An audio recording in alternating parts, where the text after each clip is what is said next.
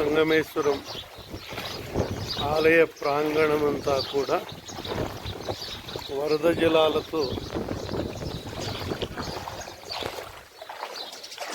నిండి ఉంది.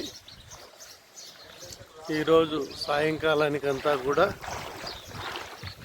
ఆలయం అంతా కూడా నీళ్ళల్లో